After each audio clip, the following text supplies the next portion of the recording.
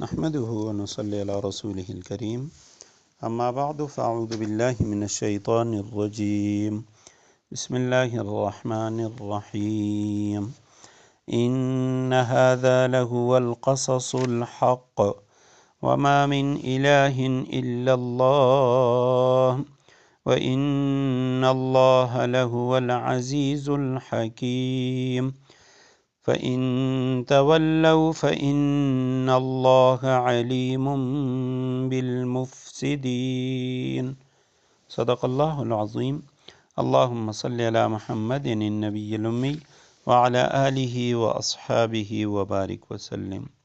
سورہ ال عمران آیت کریمہ کا نمبر 62 اور 63 ہے۔ آیت کریمہ کا ترجمہ یہ ہے: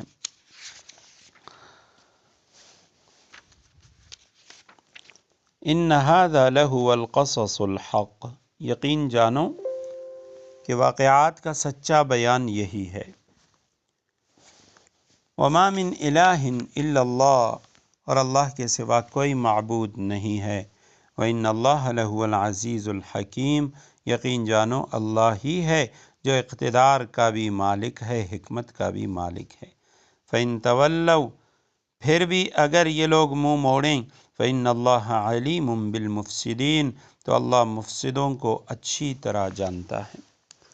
پہلے آیت کریمہ میں چونکہ آیت نمبر 61 میں حضرت عیسیٰ علیہ السلام کا ذکر تھا اور اسی حوالے سے مباہلے کا ذکر تھا، نجران کے عیسائیوں کو آپ صلی اللہ علیہ وسلم نے اسلام کی دعوت دی، حضرت عیسیٰ علیہ السلام کا جو اصل مقام اور مرتبہ تھا اس سے آگاہ فرمائیں۔ تو اس کے بعد فرمائیں ان ھذا لہو القصص الحق، یہ جو واقعہ ہے، یہ جو قصہ ہے، یہ بالکل سچ ہے جو نبی کریم صلی اللہ علیہ وسلم نے عیسائیوں کے سامنے بیان فرمائے۔ وما من الہ الا اللہ، اور نہیں ہے کوئی بھی معبود اللہ کے سوا، اللہ ہی معبود ہے، اللہ سبحانہ وتعالی ہی رب ہے۔ حضرت عیسیٰ علیہ السلام ان کے بندے، ان کے رسول ہیں، برگزیدہ پیغمبر ہیں، نہ وہ اللہ سبحانہ وتعالی کے ساتھ شریک ہیں، نہ اللہ کا وہ بیٹا ہے اور نہ تین خداؤں میں سے ایک خدا ہے۔ وَإِنَّ اللَّهَ لَهُوَ الْعَزِيزُ، اور یقیناً اللہ سبحانہ وتعالی وہ اس کا اقتدار بھی غالب ہے، زبردست غلبے والا، الحکیم، اور اس کی حکمت بھی کامل ہے۔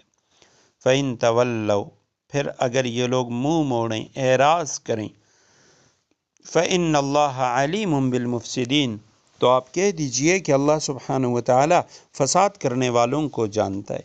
اللہ سبحانہ وتعالی شرک کرنے والوں کو اور زمین کے اندر فساد کرنے والوں سے خوب واقف ہیں۔